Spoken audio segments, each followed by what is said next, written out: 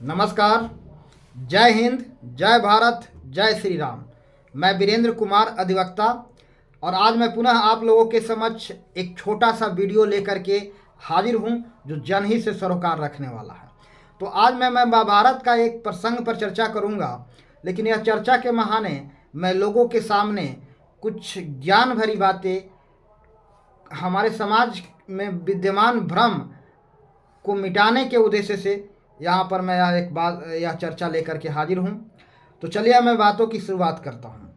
यहाँ महाभारत के उस प्रसंग पर वर्णन है जहाँ पांचों पांडव खुद को जुआ में हार जाते हैं और दुर्योधन का दास बन जाते हैं, और पंचाली जो पांचों पांडवों की पत्नी है द्रौपदी, उनको सभा में बुलाई जाती है और दुर्योधन अपने भाई दुशासन को उसका चीरहरण करने का आदेश देता है और दुशासन चीरहरण करने लगता है। भरी सभा में द्रौपदी की अपमान की जाती है और इस द्रौपदी के साथ ऐसा बर्ताव, घिनौना बर्ताव किया जाता है जो सबको दिल दहला देने वाला है। समस्त इंसान जो भी इस दुनिया में मौजूद हैं उनको खून खौला देने वाला है।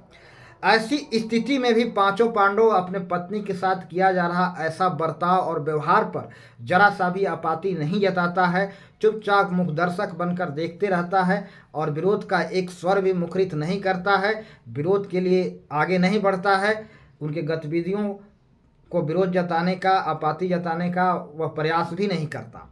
यहाँ तक कि तात भीष्म पितामह, गुरु द्रोणाचार्य और कुल गुरु कृपाचार्य और नीतिज्ञ विदुर, सब महारथी, महायोद्धा, परम ज्ञानी, तमाम सूरवीर, सुरमा वहाँ मौजूद थे, लेकिन किसी ने भी दुर्योधन के इस गतिविधि को विरोध जताने का भरसक हिम्मत नहीं किया, किसी ने विरोध जताने का जरूरत नहीं समझा।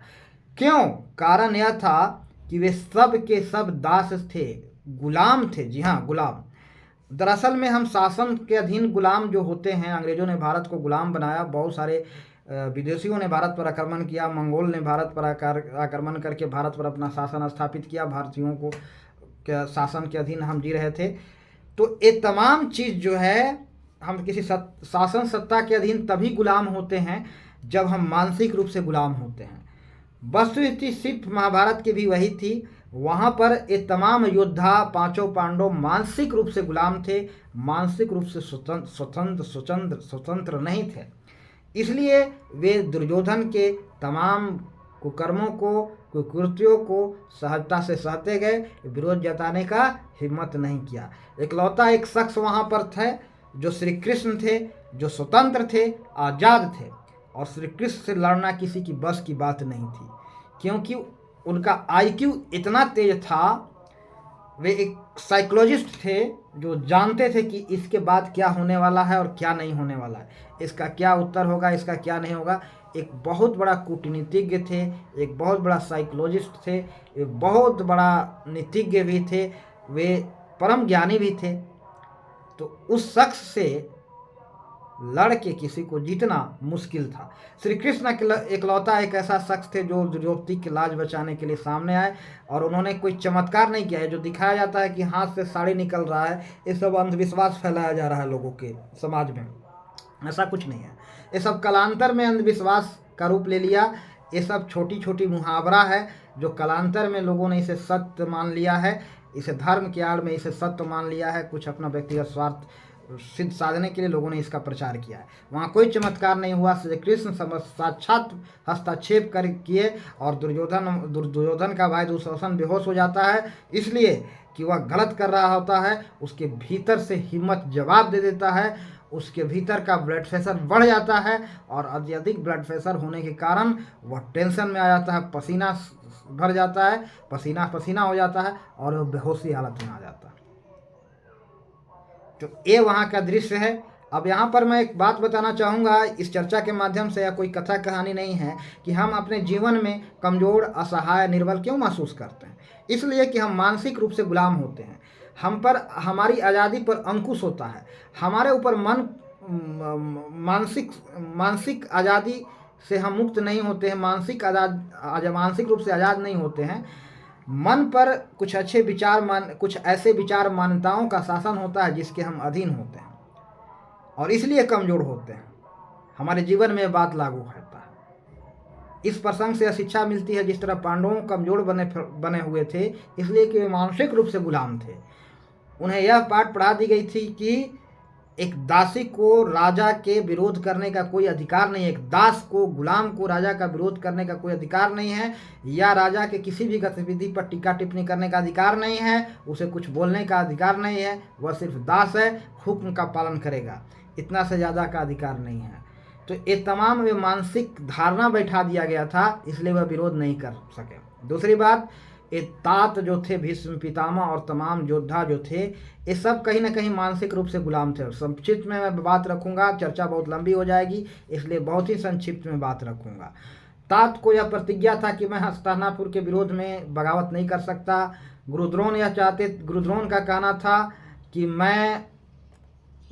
का कहना था कि हम नमक खाए हैं। इस तरह से तमाम तर्क थे जिसके कारण वे विरोध नहीं कर सके। ये सब तमाम मानसिक गुलामी का द्योतक है। मानसिक गुलामी के अतिरिक्त कुछ नहीं था, इसीलिए वे लोग विरोध नहीं कर सके।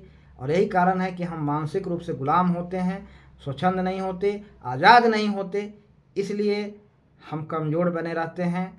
हमें सम्मान की चिंता होती है, हमें दौलत की चिंता होती है। ये सब पाठ पढ़ाया जाता है। और श्री कृष्ण का IQ बहुत तेज था, वह डायरेक्ट हस्तक्षेप किया, वो किसी से डरते नहीं थे, कारण वो जानते थे कि इसका क्या परिणाम होगा, और वे इस हस्तक्षेप करके वहाँ पर द्रौपदी का लाज बचाए।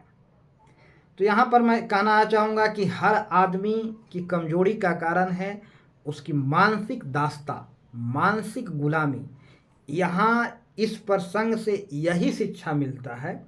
वेद व्यास जी ने और श्री कृष्ण ने यह बताने का यत्न किया है कि इस प्रसंग के माध्यम से लोगों को समझाने का प्रयास किया है कि दुर्योधन चुपचाप विरोध नहीं कर, दुर्योधन का किसी ने भी विरोध इसलिए नहीं किया, पंचाली के सभी 5 शूरवीर पति ने भी विरोध नहीं किया, क्योंकि कारण क्या था वहाँ स्पष्ट दर्शाया गया था कि ये दास थे। जी हाँ, दास थे, गुलाम थे। तो गुलाम का क्या मतलब है, इस मुहावरा को समझें। गुलाम का हम शासन सत्ता के अधीन गुलाम तब बन जाते हैं जब हम मानसिक रूप से गुलाम होते हैं।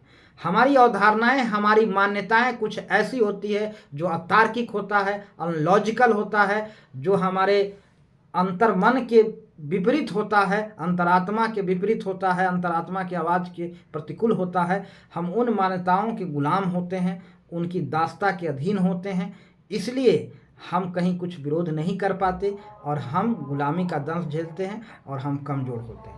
यही गुलामी और दास्ता का मतलब है। वहाँ 5 पांडव दास थे इसलिए विरोध नहीं किए गए, तो दास्ता का यही मतलब है। और दास्ता के कारण है दास्ता का मतलब है मानसिक दास्ता। तो मानसिक दास्ता से आज़ाद हुए बिना हम एक कहीं विरोध का स्वर मुखरित नहीं कर सकते, हम अपने आप को शक्तिशाली नहीं बन सकते, हम सदा निर्बल ही बने रहते हैं। इसके कारण एक ही होता है, मानसिक दास्ता। तो इन्हीं कुछ शब्दों के साथ मैं अपनी वाणी को विराम दूंगा और अंत में सभी दर्शकों को मैं प्यार भरा नमस्कार बोलना चाहूँगा। तो सभी को प्यार भरा नमस्कार। जय हिंद, जय भारत, जय श्री राम।